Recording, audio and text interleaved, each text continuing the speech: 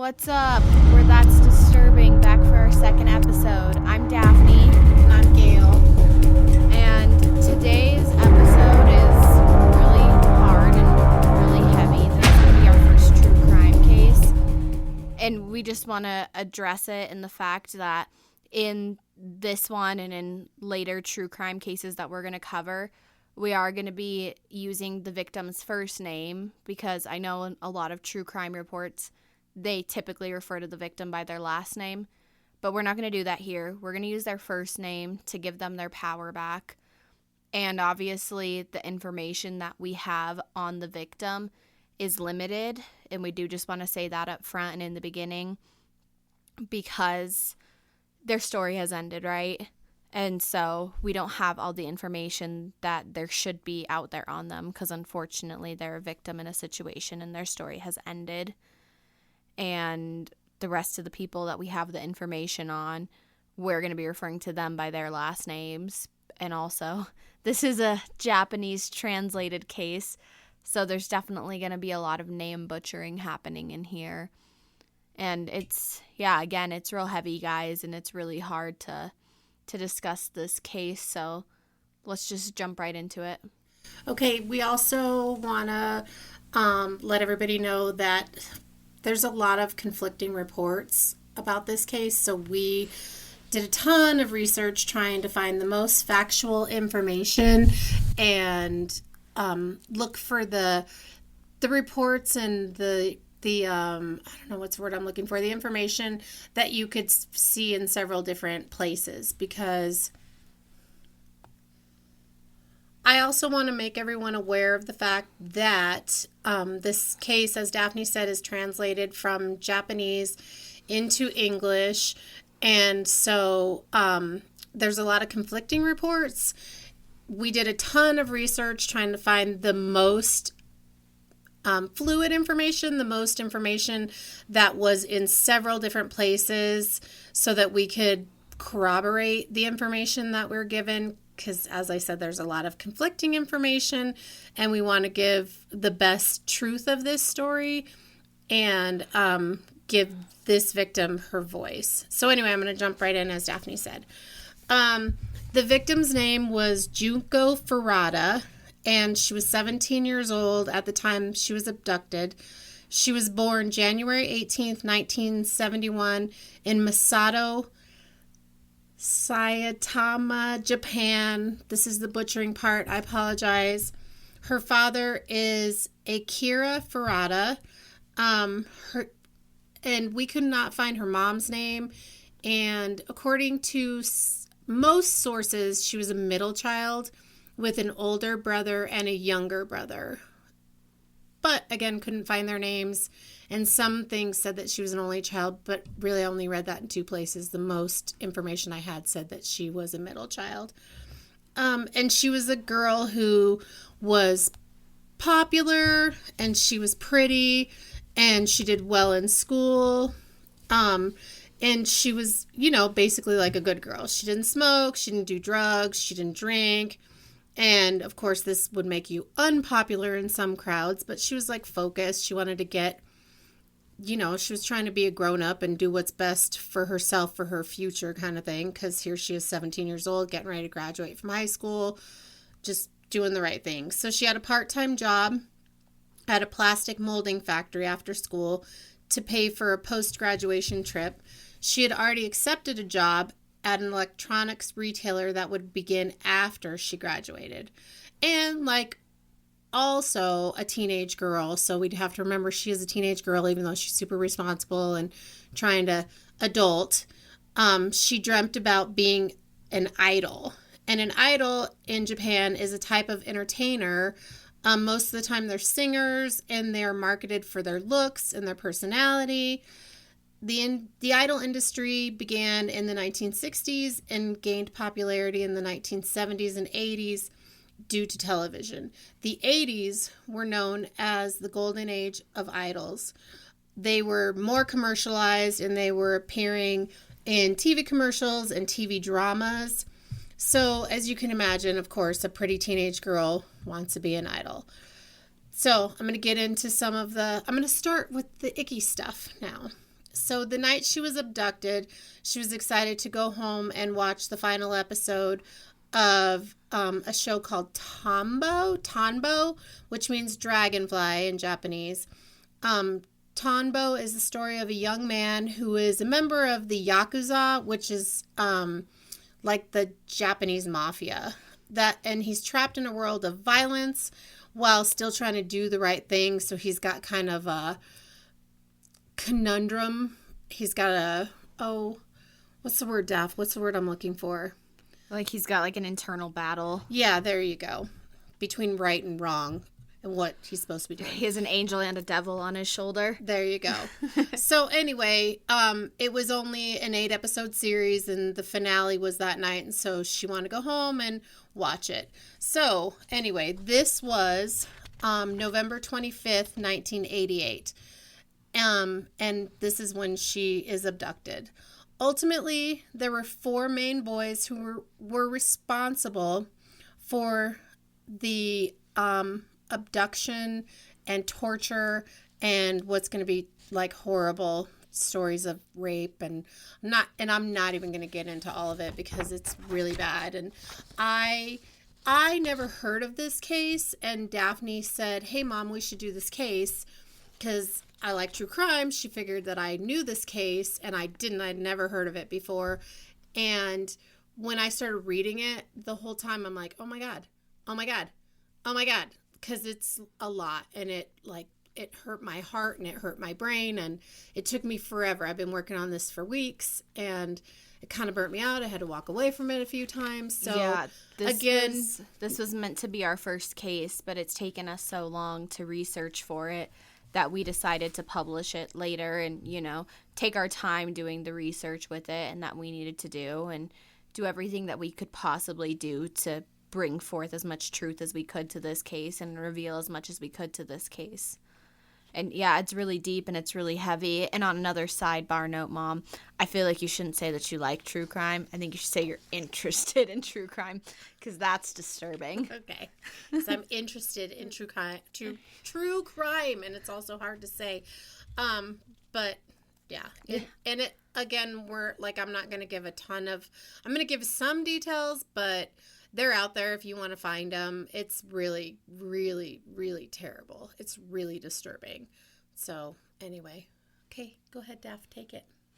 Yeah, so about the perpetrators, their identities were actually not known in this case until a journalist uncovered their identities and reported on it. So first we have 18-year-old Hiroshi Miyano. So if you do end up looking this up, he's referred to as Boy A. He was born in April 1970, and he came from a well-off family.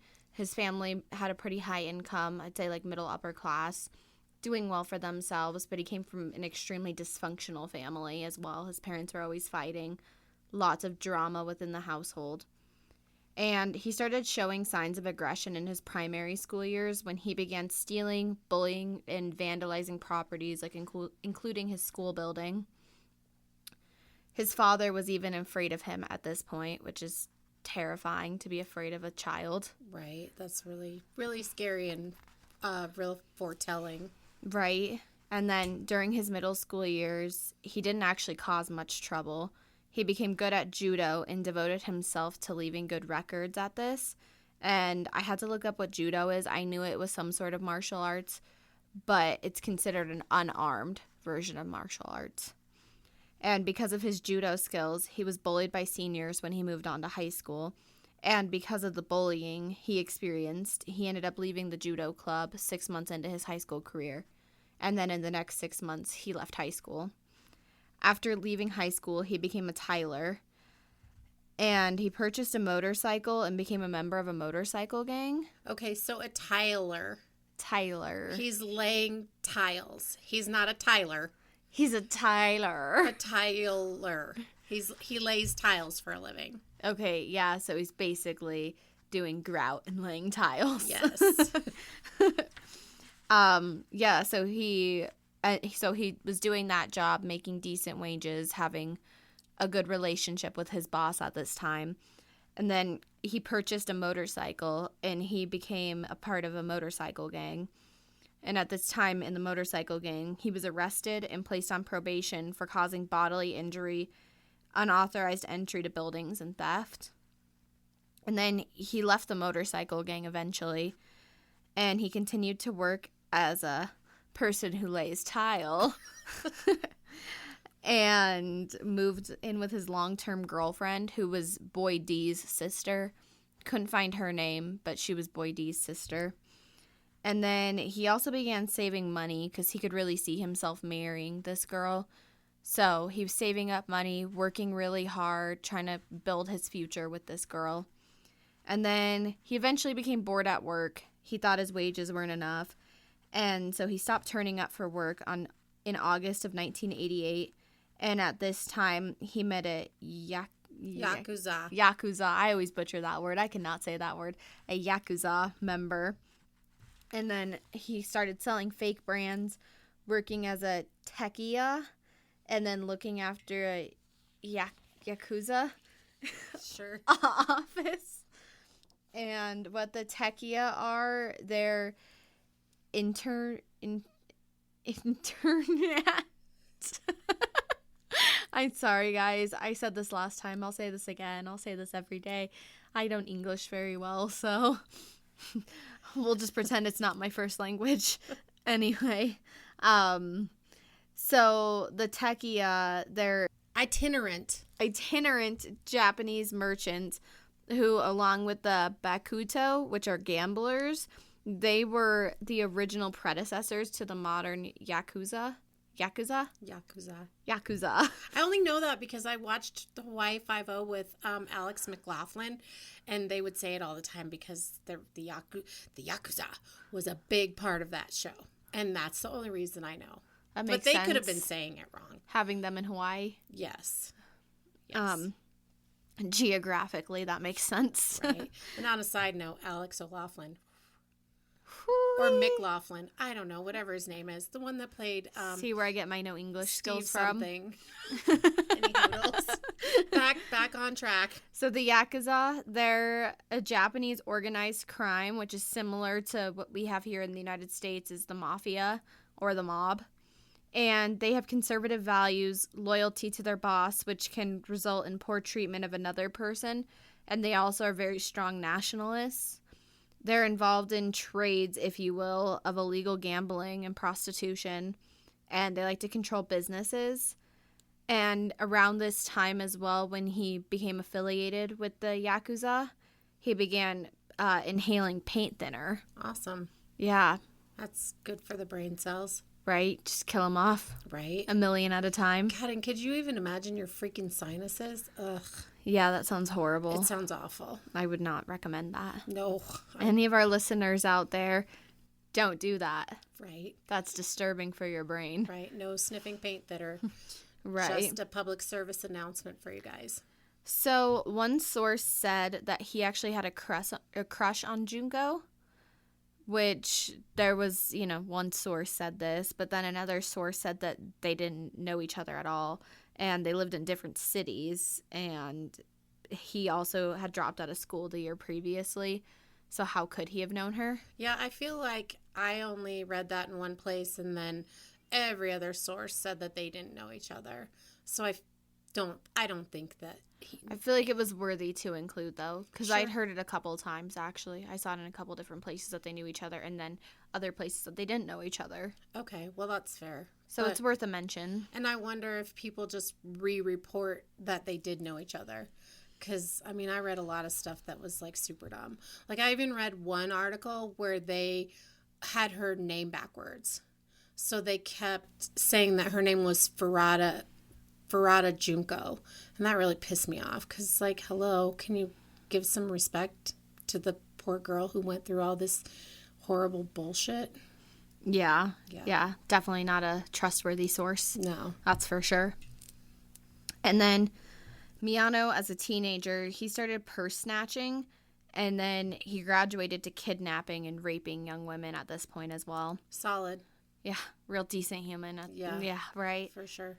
It was like he finally started to do something good in his life when he was doing the judo practice. And then he's like, nah, I'm going to fuck that up. Right. I'm going to get bullied, so I'm not going to do that anymore. Right. I'm going to ruin my own life because people tell me that they don't like me doing this because I'm bigger and stronger than them. Right, and making an honest living being someone who lays tiles. A tiler. Instead of someone who wants to rob and steal and make money from prostitution and stuff. He's just a total piece of crap. Right. And then next we have boy B, who is 17-year-old Joe Agura. And he was born in May of 1971. His parents separated when he was young, so he only lived with his mom and his older sister. And then he spent 2 months of his life with his dad when he was 10. He was an athlete, and he showed absolutely no signs of being a troubled kid. And then in January 1986, he was skiing, and he suffered a complex fracture in his right foot, which ended his career as an athlete. And I couldn't even imagine, if that's your whole world, that's shut down for you. Right. But yeah, that would suck for sure. So this turned him into a lazy person, and then eventually he got expelled from high school in 1987. And he became an apprentice of an electrician, and he enrolled in night school, but he soon lost interest in doing night school, so he dropped out. And then in July 1988, he was placed on probation from driving a motorcycle without a license. For driving a motorcycle without a license? Yeah.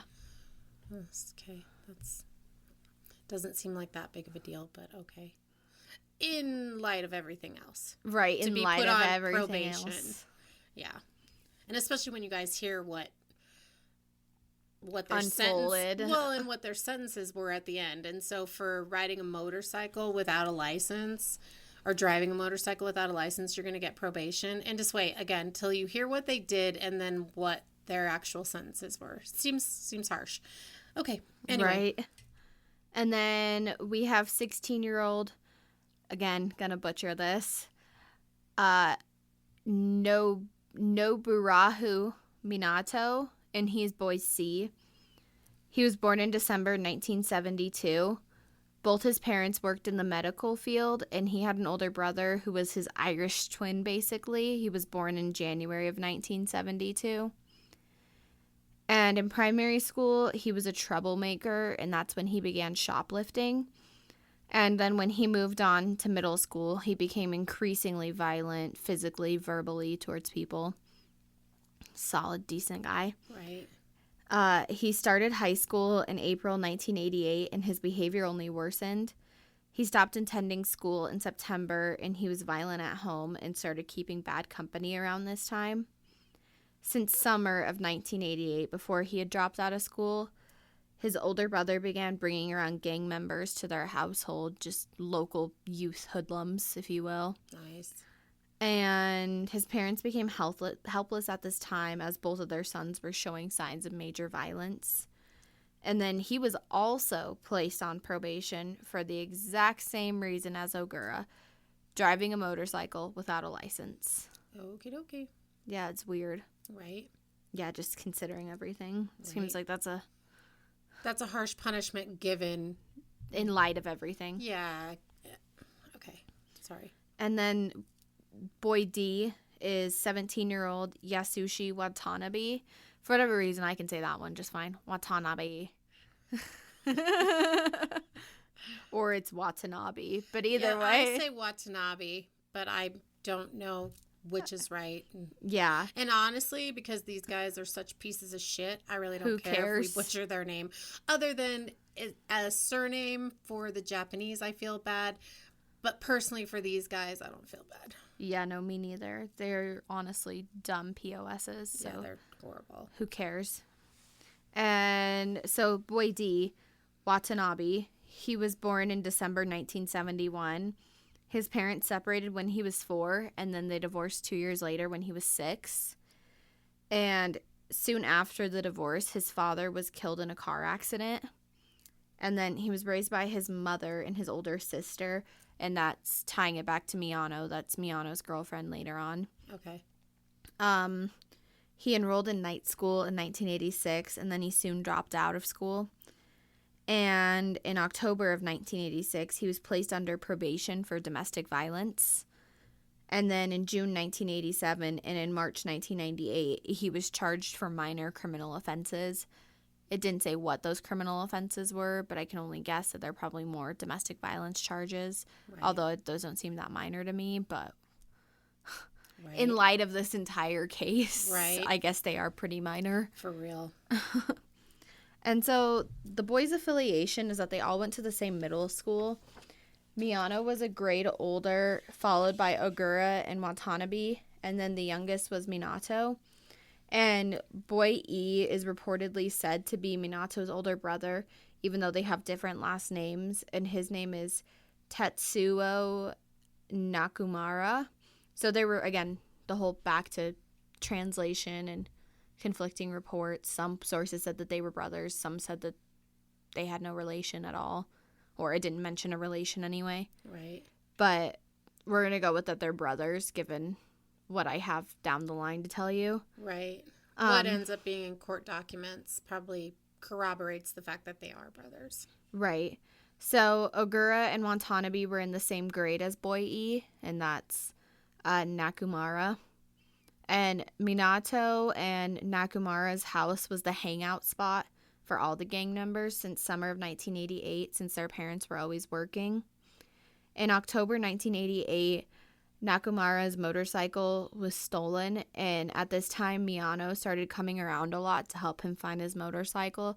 And this was the time that the small gang began to form. And Miyano was the head of everyone. He was the one in charge. He was the guy. He was the lead douchebag? Yeah, the lead douchebag. Okay. And then in his absence, Ogura was the one in charge. Okay. All right. Got you. Thanks for that, Daph, because I was struggling to find stuff about their younger life. So we're going to circle back to November 25th, 1988, which is the day that Junko was abducted. On this night, Hiroshi Miyano and Joe Ogura were wandering around Misato, that's the town, looking to rape and rob local women because they're freaking awesome like that. Yeah, great humans. Yeah, really, for real. really great guys. For real. That's what I do on a freaking Thursday or whatever the hell day this was, is walk around looking for people to rob and rape because, yeah, that's what we all do. Yeah. Right. Okay. So they saw Junko riding her bike home from work, where, remember, she was super excited to go watch that show. Like a Tonbo. Yeah, just like a freaking teenage girl who's all like, woohoo, yay. Because there's no DVR and stuff like that. Like on Monday and Tuesday nights when I get home from school and I'm like, it's almost paradise. Yeah, just like that.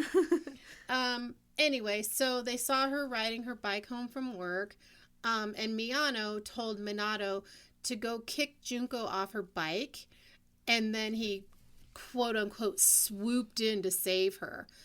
He told her that he saw the attack and he would walk her home so she could get home safe. He gained her trust to lure her into a false sense of safety, as a lot of perpetrators do. You know, they're like, oh my God, hey, I saw that. That's awful. Let me help you out. That's terrible. Yeah, I read an article. One of the reports said that he basically walked up to her and was like, oh my gosh, that guy is just the worst. I've seen him assault people before. Let me walk you home. Let me give you a ride home. Right. Yeah. Stupid douchebag. So anyway, instead of walking her home, he took her to a warehouse where he raped her and then took her to a nearby hotel and raped her again and threatened to kill her. From the hotel, he called Minato and two other friends, Joe Ogura and Yasushi Watanabe, and bragged about the rape. Ogura, fucking solid dude here, asked Miyano to keep her so that they could allow other people to sexually assault her also. The group of boys had a history of gang rape and had recently kidnapped and raped another young woman who they then released. And unfortunately, Junko would not be so lucky. At 3 a.m., Miyano took Junko to a park where the three other boys were waiting. In her backpack, they found her home address because, remember, she was from school to work, so she's got her school stuff with her. And they threatened her by telling her if she attempted to escape, they would have her family killed by members of the Yakuza. They then overpowered her and took her to a house in the Ayase district of Adachi. Again, apologies. The house was owned by Minato's parents, and then they proceeded to gang rape her. Because, oh my God, these guys are just fucking nasty.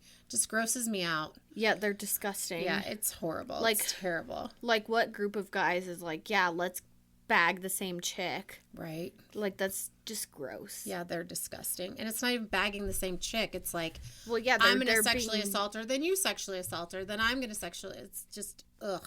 It's disgusting. So anyway, again, the details of this case are so brutal that I'm just not going to go into full detail about everything that happened to her. But, so these monsters held her captive for 40 days. Can you imagine? That's 40 freaking days. Over a month. It's terrible. And they continually were torturing her and beating her and raping her. And she eventually succumbed to her injuries and she died. Let's see. So I don't know if I said also that her family didn't report her missing for 3 days. Right. Which is also weird because if your kid is like I didn't say she was a straight A student, but she's good in school. She's not a partier. She's not smoking. She's not drinking. She's going to school. She's working, and she already has a job lined up for after she graduates. Like, why do you wait 3 days? And I could not find why anywhere. Well, I also read too, I don't know if you have this, if you're getting to this, apologies if you do, but that they basically made her call her mom. Yeah, I'm getting ready to get into that. Yeah. So the group forced her to call her mother on 3 different occasions and tell her that she had run away and that she was okay and she was staying with some friends.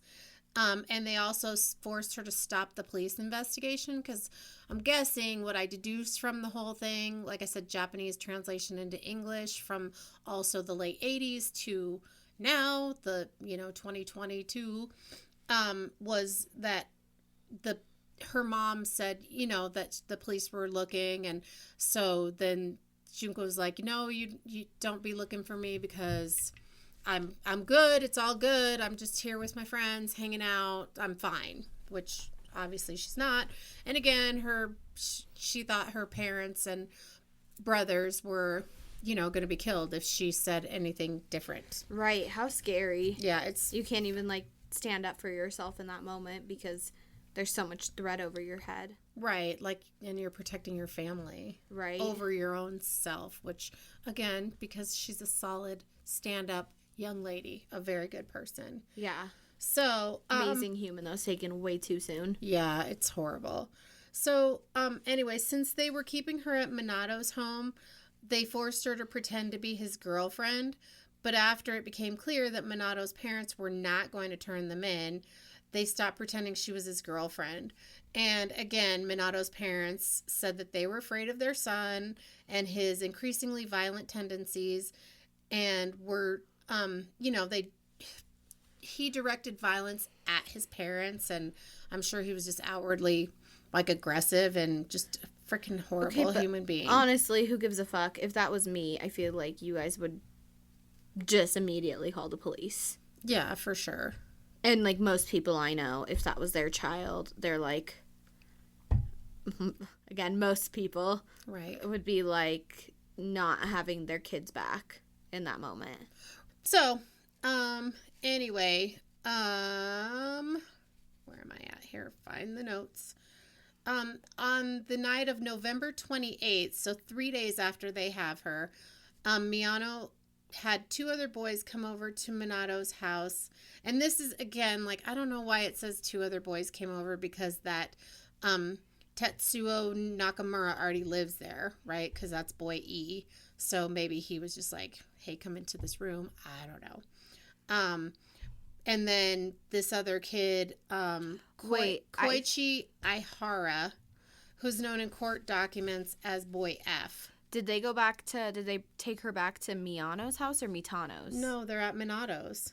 Minatos. Yeah, because Miyano, it says that he had, because remember they hung out there because his parents, his house was like the hangout. The gang hangout area. Yeah, exactly.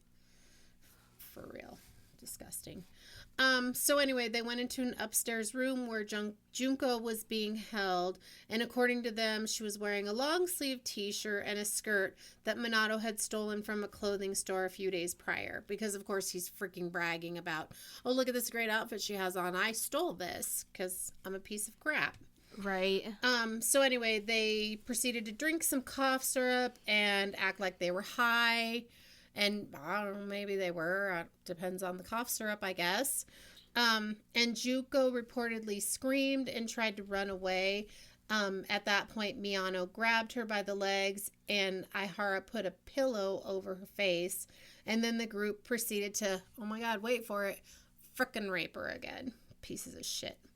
So anyway, Minato's parents came to see what was going on after they heard Junko's screams. But they were shooed away and told it was nothing. And of course, again, they're freaking afraid of their son. So they're like, okay, cool, whatever. Which is, disgusting too. So according to statements by the boys, she was raped over 500 times by over 100 men and boys. Because remember, they're into prostitution. So you got to imagine that they're like probably selling her. They're pimping her out. Yeah, exactly. And they have her so they can do whatever. And who knows if they're boasting or if it's legit. But either way, if you're bragging about it, you're still a piece of shit, even if it's not true. But just from the condition of everything and all the reports, I think it's probably fair to say that it's true or close to true. Right, because the Yakuza, did I say that right? Sure. Sure. Okay. Yeah, they were into prostitution. Like, that was like one of the trades, if you will. Right. That they're into.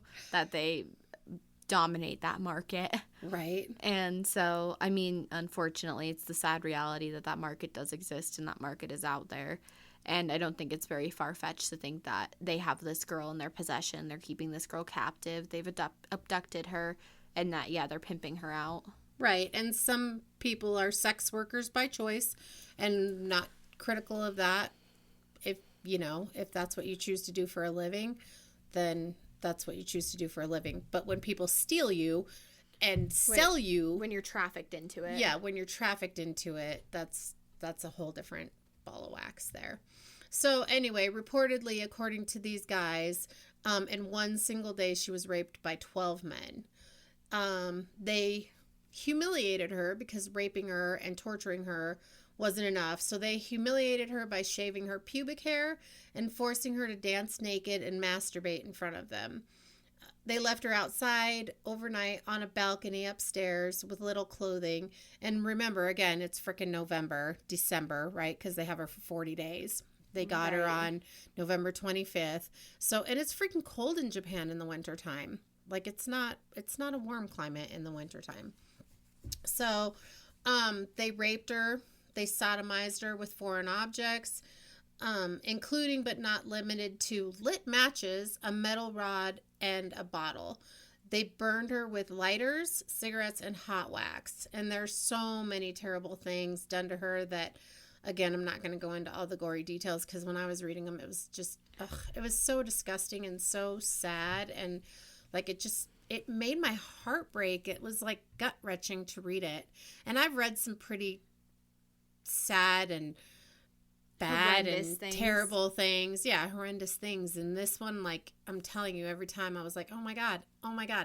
Ugh, that's horrible. I can't even keep reading this. And that's why I thought you'd probably heard about this case, just because of the brutality in it and the fact that we're both interested in true crime and we listen to all the podcasts and do all that as well. Although I haven't ever heard of it on a podcast, though. I guess that's a different story. Like, I've seen it on TikTok and such, but not on a podcast. Right, yeah. I again, had never heard of this case. They forced her to drink copious amounts of alcohol, milk, and water. They not only forced her to drink it, but they, like, poured it down her throat, so that way she was, probably, like, drowning in it. They made her smoke multiple cigarettes at one time, and they made her also partake in the inhaling of paint bitter. It's like, ugh, what terrible freaking people. Right. One time, guys. yeah. And one time, Miyano reportedly burned Junko's arms and legs with lighter fluid. It's like they're literally so sadistic, and they're just using this poor girl for like their entertainment. It's just, oh, it's so disgusting. Yeah, it's horrible. Yeah. So by the end of December, Junko was skin and bones from being malnourished. In the beginning of her capture, they fed her small amounts of food and milk, and by the end, they were only giving her milk. Because her injuries were so severe and her frail, thin body, words are hard also for me. Her thin, frail body was covered with infected burns because, they obviously didn't freaking do anything to take care of her. They're torturing the shit out of her and raping her. They're not going to oh gosh, that's infected. Let me put some Neosporin on that. No, they, of course, aren't going to do that. So, nope. she couldn't move. She couldn't hardly walk. She was just like skeletal and super weak. And obviously she's tortured. She's depressed. She's just a shell of this girl who she formerly was. And so at this point, she's no longer able to go downstairs to use the bathroom, and she was confined to the floor of Minato's bedroom. Junko's body and face were barely recognizable from the brutality of the attacks on her. Her body was literally crippled, and she smelled rotten due to the infection from untreated sores and burns. That's so freaking sad. It breaks my heart. I mean, you see a picture of this girl, too. She's so cute. Right. She's very beautiful. Right. And she's just this cute, beautiful little, not little, but she's 17. Right. She's a baby. Yeah, still. She's a precious little baby. And it freaking breaks my heart. So, at this point, the boys lost interest in her sexually. So fucking disgusting. And they went out and kidnapped and gang raped a 19-year-old woman who was on her way home from work, just like Junko had been. But again, they didn't keep this girl. So, I mean, it sucks that she got kidnapped and gang raped, but at least they let her go, which just... Right. At least this didn't happen to two people. Right. I hate these guys. I hate them. And hate's a super strong emotion, as you know. Yeah. But I feel like... Well, I feel like, I don't know. I feel like there's not even room to hate them. I feel like you pity them. They're so terrible of humans that it's how did you get to be to this point? How are you such a nasty, sadistic human that you are like this, that you don't have any regard for human life or human well-being, people's feelings, people's physical touch, people's, if she would have lived through this experience, her whole life would have been fucked up and upside down because she probably would have had to have so much corrective surgery as well, and just therapy, the mental healing, the physical healing. Right. It's terrible. That's why I say I pity how bad of people they are. Okay, well I guess that's fair. I also hate them, but I have pity disdain, for them. Full on disdain, because I just, ugh. And especially they have to have something wrong with their brains, because if they're doing this when they're young, I mean, not even the teenager part, but the ones that they said in elementary school and stuff, like Miyano, it's if your elementary aged kid is violent and doing all kinds of bad stuff, what's going on there, So anyway, the last day of Junko's life would be on January 4th, after her 40 days of suffering at the hands of these monsters. Remember, her birthday is January 18th, so she's getting ready to turn 18, and it's just so sad. So Miyano had lost money playing a game of mahjong the night before, and he was so upset about losing that he decided to take out his anger on Junko, because of course she's their freaking punching bag. And he poured lighter fluid on her, and he set her on fire, which she tried to put out before passing out, because she's in pain, so you pass out from the pain. And also she's super weak. like Bob said, she can't even go downstairs to use the bathroom anymore. Right. She's so frail and so weak. Yeah. That, like, how could she even attempt to put this out without passing out beforehand? Right. And her body's crippled, literally, from all the beatings and, everything being left untreated. And obviously, also, she's got to be, like, septic because she's got all these untreated burns and wounds and stuff. So she smells rotten. Like, her body inside is also going to be rotten. And then, again, she's malnourished. So, she's just literally rotting. Yeah, it's a whole bad picture. It just breaks my heart. I know I've said that a million times, but it's horrible. It's awful. Yeah, it's terrible. I don't think you can say that enough times about how bad this case is. Right. So, the boys beat her for what was reported to go on for hours. They were punching her and kicking her, and they were dropping an iron exercise ball on her stomach over and over again. And this would be too much for her to withstand in her already beaten, malnourished, and tortured body. So she had enough, and she succumbed to this final beating this day. And I don't know. I'm just like, it's I wish for her sake that she could have not been this long. Right. Because I know there's a part of me that's like, it sucks that she... sucks that any of this happened to her, but you don't want her like... to live for 40 days like that. Ugh. Right, it sucks that any of this has happened to her, but I think it sucks more that it happened for 40 days. Right. That she had to sustain all of these injuries over the course of 40 days. Right. And just being tortured violently. Like, and starved. It's malnourished, like, literally, like we said, like, her body's rotting. Right. She's mentally beaten down. She's physically beaten down. Like, I can't even wrap my brain around what this poor girl went through, I can't either. I can't even wrap my brain around it. Yeah, I can't even take myself to that low of a place to imagine, like, going through any of this. Like, the empath in me always wants to relate to people and feel their feelings. But in this case, it's like, I can't even let my brain go there because it's so horrible. It's just so awful and so sad. And, I mean, at least, I don't know, at least it wasn't 80 days that she had to go through this. Right. I guess there is that. However. It just for the humanity part of it, I'm happy for her that it was sooner. Yeah, agreed. And I thought that too when I was reading it, that I'm like, it sucks.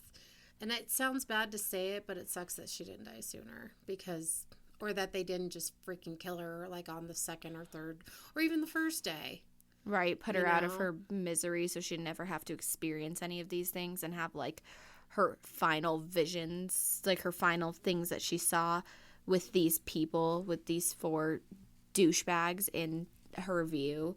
Like, those weren't the final things that she saw. The final words that she heard weren't these things. And right. And also, why did they keep her? Like, because it said that they had done this kidnapping and raping on several occasions. So why her? Why her? And why did they all of a sudden decide that they're going to do it to one person? Like, what's that motivation? And of course, we're not going to get any of these answers. And it's just, it's heartbreaking. So anyway, I'm going to get back to it. About 24 hours after her death, Minato's brother called him and told him that he thought that Junko was dead. And of course, they already know she's dead because she died when they were beating the shit out of her. And he, not wanting to get caught and punished for her murder, the group wrapped her body in blankets and put her body into a travel bag. They then put her body into a 55-gallon drum and filled it with wet cement and eventually disposed of the drum with Junko in it into the drum of a cement truck. And I'm assuming that it had to be like an abandoned cement truck or something, because I don't know how you put a 55-gallon drum into a cement truck and nobody finds it like the next day or something, And then it says, so what's recounted, court documents, their confessions and all of that. Miyano later told investigators that he put a videotape of the final episode of Tondo in the bag with Junko. And wait, listen to this. Oh. Get this, okay? So this fucker Like, you're thinking, oh my God, for 1 second he has like some remorse or whatever. But no, I guess multiple times she had expressed to them that she was disappointed in missing the final episode, and probably she's trying to like make herself like sympathetic to them so that they'll let her go or whatever. So she's like trying to make herself human to these guys who are just not treating her like a human being. So anyway, he said that he didn't do it because he felt remorse or any kind of feeling bad or anything like that. But he didn't want Junko's ghost to come back and haunt him. Like, Oh, he's a fucker. Such a fucker. 'cause that's what you would be worried about in that moment. Right?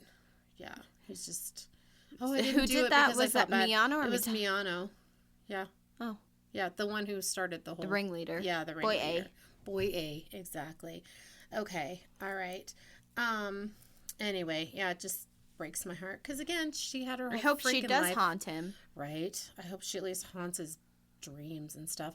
Although, just wait for it. Because, you know, just wait horrible. for it. Yeah.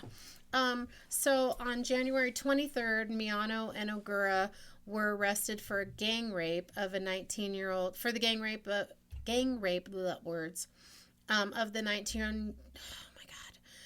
the 19-year-old woman that they had kidnapped in December. So the one that they had went out and kidnapped and raped when they didn't want to have sex with Junko anymore because she would repulse them with her rotting flesh and starvation, and because, you know, they did this to this poor girl. So anyway, they got arrested for that, which is good that they got arrested for that, because otherwise, who knows, they probably would have gotten away with it.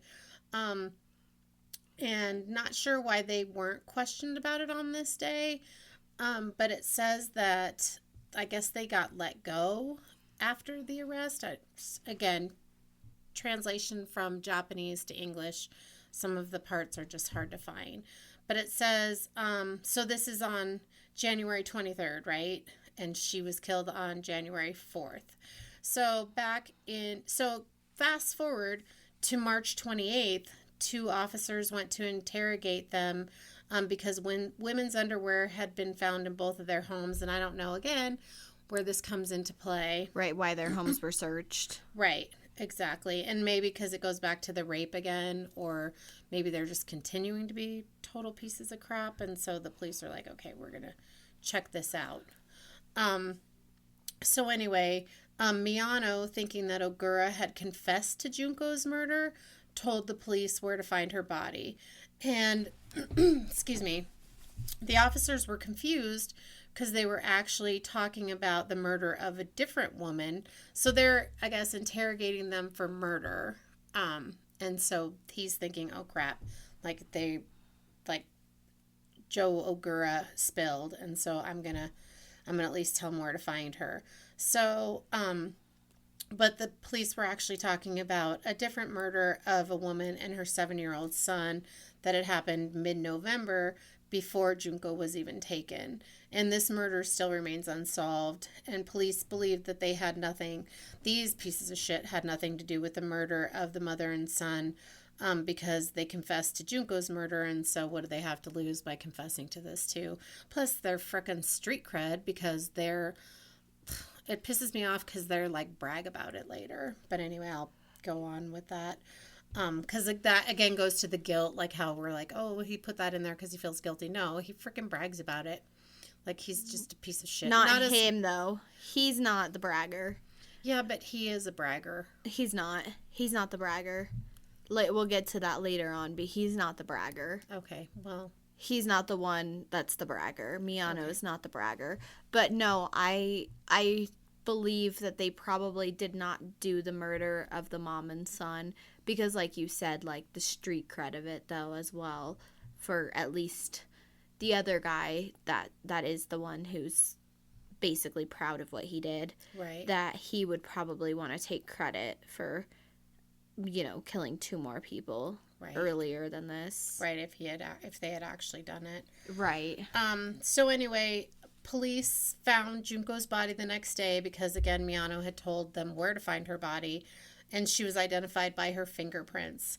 And on April 1st, and this happens all super freaking quick here. So on April 1st, Ogura was arrested for yet another sexual assault. And then when they arrested him for that, then they rearrested him while he was in custody for Junko's murder. And following his arrest, Minato Watanabe and Minato's brother, that Nakamura, were also arrested. Several other accomplices were also identified, including Aihara, and again Nakamura, because their DNA was found inside of her body. So Good. They had raped her that close to her dying, and then because I guess they put her in cement, it preserved the DNA evidence, which is good. But I mean, like these guys are just disgusting. Yeah, they're horrible pigs of dirtbag trash can humans. Right, exactly. And if you'll recall too, Aihara was the one who was smothering Junko with a pillow when she had attempted to scream and escape in the very first couple of days of them having her. So obviously they had repeatedly participated in the rape and torture of Junko if their DNA was found at the time her body was discovered. Presumably her body and the DNA had been preserved by the cement that they entombed her in. So I already said that, but apparently that's in my notes. I mean, so I'm reading it. Yeah, I think it's good that if anything could come of it, at least they have the evidence in the DNA, because they're the dumbasses that preserved it for the investigation. And so this part, again, I feel like is kind of confusing because it says that they found her body like the end of March, so maybe March 29th or something. And then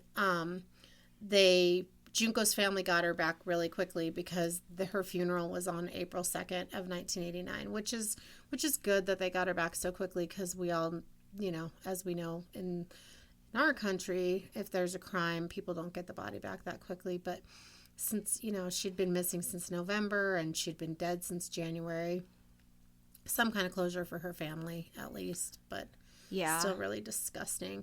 And then also, as Daphne had said earlier, in court documents, they were named as boy A, B, C, D, E, and F because they're juveniles, and so they don't publish their names. But then some journalists from a Japanese magazine found out who they were, and they published their identities. And they stated the reason that they did this was because of the horrible nature of the crime. They didn't deserve to remain unknown, which couldn't agree with any more than that. And they all four pled guilty to committing bodily injury that resulted in death instead of pleading guilty to murder, because I guess, the intent to murder her wasn't there. They just raped and tortured her until she died. So it's potato. It's really bad. But anyway, in July of 1990, Miyano was sentenced to 17 years, which he appealed. And when he did, he was not only denied, but also sentenced to another 3 years in prison. 20 years is the maximum sentence in Japan before they can get life in prison. And again, because they were quote-unquote juveniles, there's, a law in Japan. But anyway, I'm going to circle back to that in a minute.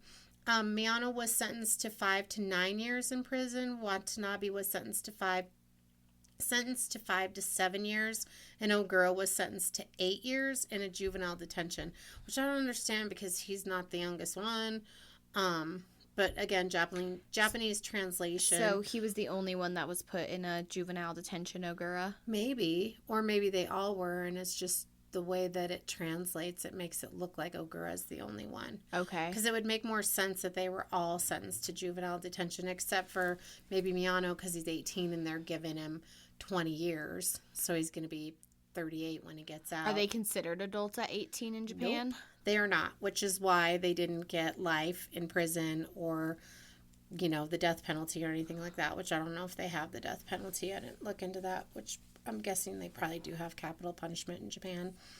Talking about the sentencing. Yeah. And how... No, I was just saying that I was confused. In my notes, it actually says I'm confused why he's the one that got juvenile detention because he's not the youngest one. But Now that I'm saying it out loud, maybe they all got juvenile detention. It's just lost somewhere in translation. But I believe that Minato, from what I have read, in any case, was probably the worst besides Miyano because he, Mitano? Or Minato? Minato. I think, anyway. So, and unfortunately, they're covered by special provisions in Japanese law that apply to criminals 18 years and under. So, 18, you're still a juvenile. And the Japanese justice system focuses more on rehabilitation than on, incarceration. So, but anyway, I feel like these guys are a lost cause. Yeah, they're way past rehabilitation. Right, exactly. Dirty pieces of shit. Exactly. So Miyano's mother was ordered to pay Junko's parents 50 million yen, which is about 400,000 in US dollars, which obviously doesn't seem like nearly enough. No, not even close. No amount of money is going to bring your child back, but... Right, but at least for, I don't know, even purposes of covering a funeral. Like, they should owe that. Yeah, and the funeral's not $400,000. You never know. She could have gotten a glitz and glam one like an idol would have. Well, there is that. But, I mean, it's just no amount of money is going to bring your kid back, and I don't know how you decide that, but anyway. Right, what is the value of her life? Right. More than that, for sure. Right. Worthless. Exactly. So, and then this is really cool, too, just being facetious here. Minato's parents or his brother were not charged in the crime, even though the majority of the heinous acts occurred in their home, which is, I kind of feel like that's bullshit. Yeah, that boy E wasn't charged. Yeah, boy E was not charged, just named in court documents, and that the parents weren't charged with anything because they knew it was freaking going down in their house, so it's total freaking bullshit. Anyway, I'm going to hand it back over to you, Daff, since you did the last little bit of research on where are they now, which we don't. Yeah. I mean, it's really hard to tell. So we're going to start back up again with boy A. So Miyano, he changed his last name to Yokoyama, which is much easier to pronounce. Okay. And he was released from prison in 2009. So, at this point in his life, from what is reported on, if you know who he is, no, you don't, he'll run away. What? If you know who he is, you don't anymore because he'll run away. Like, Okay. he doesn't want to be faced with anything he's done. He's trying to run away from his past whenever it's brought back into the present. Like, if somebody's like, oh my gosh, you're Miyano that killed Junko. He's like, no, I'm not. Okay. And then just vanish into thin air, Okay. basically. All right. You confused me with your verbiage, but now I'm picking up what you're putting down. So I found a good chunk of information on Quora by a user called Jim Berg. So I'm going to be giving a lot of his information away in this podcast right now. Okay. So according to him, Miyano Yokoyama now was arrested for wire fraud in 2013, but he was released due to lack of sufficient evidence. They didn't have enough on him to actually charge him. Right. Or do anything with that. So what's wire fraud? From money. Oh, okay. Stealing people's money. Yeah, stealing people's money. Right. So, again, this is a translated text, and this is really confusing. Basically, this guy posted a picture of an article in Japanese, and it has his face, like, blurred out in the pictures, but you can see the guy's body, and this is supposed to be Miyano. You could see his body. The text is all in Japanese, right? So he translated this over. Mm-hmm. It's a back-and-forth conversation between a reporter and this guy who I believe he was identified as M. He just called himself M. Okay. Who met Miyano, was friends with Miyano after the fact. They went to the same gym where Miyano would identify himself as K. So M knew Miyano as K. All right? Mm-hmm. And then, like, they spent a bunch of time together. They were good friends. Like, all of this was happening, right? And then one day they went out together and somebody was like, yo, that's that dirty piece of shit that killed Junko Furuta. Mm. And then his friend M confronted him about it. He's like, hey, Kay, are you really Miyano? And he never heard from him again, never saw him again. He went to go knock on the door at his house, no answer. So asked and answered. Yeah, basically. Right. Yeah, so that's kind of what we have on him now, is that, like, he seems to be embarrassed by what he did in the past. Like, good, you should be embarrassed, but you still did it, so. Right. You dirty, nasty piece of shit. Right, and you shouldn't be So you're going to have to live with yourself. And make friends. Right, you're going to have to live with yourself. Right. So next, boy B, Ogura, he changed his last name to Kamisaku. And in 2004, he kidnapped and beat a man for 4 hours and was bragging about how he had killed before, that he was so proud about his past actions and just how good he feels taking another person's life, which is just bullshit. Yeah. So he's the bragger. He's the one who just seems like clearly at some point Miyano, even though he's still a dirty piece of shit, found a little bit of a conscience and like doesn't want to be affiliated with it because he's like, what the fuck did I do when I was 18? Right. Why was I such a nasty piece of shit when I was 18? Right. Maybe not. Maybe he just doesn't want to deal with it in his own head. Yeah. So whether or not he acknowledges the fact that he's a dirty piece of shit, he might just not want to acknowledge it at all. Well, yeah, but to some extent, like, he doesn't want to be affiliated with it anymore. Right. Which, understandable. If you were that dirty of a piece of shit, I wouldn't want people to know who I was either. Right. But that's like the Carla Homolka. When people meet her, they're like, yeah, just, she sucks. Right. Which we'll cover that one down the line. Sure, of course we will. Yeah, it's interesting, dirty, disgusting case as well. Mm-hmm. Yeah, so he's just supposedly just so proud of what he's done, Ogura. And it's alleged that his mother continues to vandalize Junko's grave and smears red paint everywhere because she blames Junko for what happened to her son, that her son's a piece of shit, that she blames everything on Junko. And the jail time and everything that he's gone through in his life is blamed on Junko. Yeah, victim blaming. That's which is awesome, so lady. dirty and disgusting. But again, it's alleged. We don't know if it's true or not. Yeah, and that's by Reddit user author _ Morgan with 2 N's, 123. Just want to plug the credit where it's due. And also, they have a picture of him on Reddit with a cigarette hanging from his nose about the time of the crimes, when the crimes took place. Mm-hmm. Yeah, when we get the Instagram up and running, we'll put that picture on there.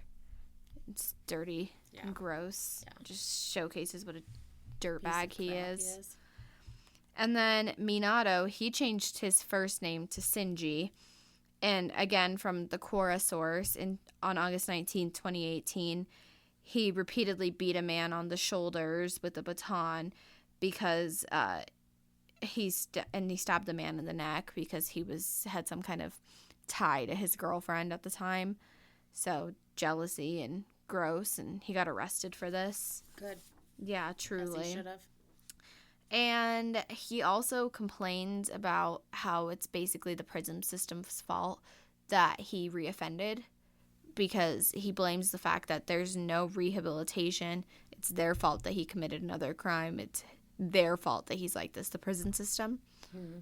Which you would think if the Japanese prison system was more focused on rehabilitation, like their claims are, that he wouldn't have done this. But then again, he's a dirty, sadistic piece of shit, so no wonder. Right. And in all fairness, it is the Japanese prison system's fault, because he shouldn't have fucking been out to do anything again. He should have just been locked up for the rest of his life. And hopefully somebody frickin' rape and torture him every frickin' day of his life while he's in prison. We can only hope. Right. Also, I forgot to mention this during the part where I was talking about Ogura. He, for the crime where he beat that guy and bragged about killing Junko, one report said that he was sentenced to 7 years for this beating, and another report said that he was sentenced to 4 years. So, worthwhile mentioning. Right, and he's a repeat offender, so, again, life lock in him prison. Up, throw away the key, and let him get... I was going to say something really bad. Let him get raped. I was going to say something nasty. with a dildo. Yeah, that. And then, again, according to the Quora user, one more time, Watanabe, he's just so flying under the radar. There was an article supposedly, and this is discussed in this post, that there was supposedly an article written about him that half of it was like, the report was basically about how he got caught up in the wrong circle and that he was a good kid until he met these people and blah, blah, blah, blah. But then again, he was the one who was like 16 or 17 and arrested for domestic violence and then the other minor charges. So really not that good of a human in the first place, right? Right. But the article, I guess, it like tore people right down the middle of who read it. Some people were like, burn this guy at the stake, you know, like, let's kill him. Like, he's the worst, whatever, you know? Right. And then there were the people who felt the pity for him, like, this poor guy, like, he just got caught up in the wrong circles. I hate that, though, because he still actively participated. Well, he yeah, made the conscious effort to be a part of these people's lives and do this heinous act. Right. You're a human being with your own free thought and free will, and you chose to participate in it instead of walking away. Right. So, yeah, I don't feel the slightest bit sorry for you, even if you, quote unquote, were just caught up with the wrong crowd. But again, if he's been, you know, arrested for domestic violence and all of that, then, yeah, obviously he's not the frickin' choir boy they make him out to be. Right, exactly. Yeah, Right. He's still a piece of shit. Yeah, exactly. So at this point of his life, he's now referred to as a hikikomori, Okay. which is a Japanese phrase that refers to someone who is a homebody and basically a recluse in their parents' home, and they're unable to work or leave the house for months or years at a time. Ugh. That he's just totally a recluse now and like has no quality of life, which Well, good how it should be, like how the rest of them are all like being douchebags. Right. I mean, at least I guess it's good that he's not reoffending. Right. But by the same token, like, none of them deserve to, like, truly have a good, happy, fulfilled, sustained life. Right. None of them deserve to be walking free. Yeah, none of them. They all suck. Yeah, they do. Yeah, this was a horrible case that we covered. Yeah, it was terrible. It was really, really, really, really, can't emphasize really enough, heart-wrenching. Yeah, I think it's one of the worst ones that I've ever heard of. It's for sure. Like, Top 5. yeah, probably. Yeah, I mean, I think all true crime is brutal and horrible, but I think I feel more sorry for the people who endure more torture for longer, because it's like they still have to live through all of that. Like, of course, like, nobody wants their life to be taken, and, like, it's horrible to think about it any way, shape, or form. Right. But some people's suffering ends sooner, Right. and this just went on for so long. Yeah, exactly. Exactly. And there are definitely cases where people have been held for a lot longer, but I feel like the brutality that they suffered isn't what she suffered. Yeah, So, this is and correct me if horrible. I'm wrong. You guys can put it in the comments or whatever once we get this. Instagram, yeah. Argue about it on Instagram. Yeah. Yeah, I mean, this is just our personal views, like, reflecting on the case, that it sucks that what happened to her, and it sucks how long she endured it. Like, that girl that got raped, like, she still got to walk away. Right. And it should have never happened to her, though, either. No, and she probably, given what happened to Junko, probably feels lucky that she only got gang raped and kidnapped, but they let her go. Right. Sad to say. That Yeah, she, it's horrible to yeah. say, but I mean, if that's the least of anything that's happened to you in the grand scheme of what happened to somebody else who had the same perpetrators, Right. it's pretty lucky to get off that way. Exactly. All right, well, I think that's controversial enough out of us. Yeah, I think we're going to wrap it up because we've gone for a really, really long time. And we were definitely trying to not make it a two-parter because, you know, since our second episode, we're not going to do that yet. And we definitely cut it in enough time that we don't need to make it a two-parter. And we really... Right. Like So the if you want to know information the the horrible details, feel free to look them up on your own. We're not going to share them. Right. They're I think horrible. we shared enough horrible details. Yeah, they get even more grim than what we shared. But Yeah, for sure. We shared enough. But anyway, thanks for tuning in again. Hopefully we gain some traction and get some subscribers. And we'll probably, by the time this is posted, hopefully have the Instagram actually running. This is in advance, obviously, that we're doing this. But yeah, we'll get everything worked out. And thanks, you guys. Thanks for tuning in to another episode of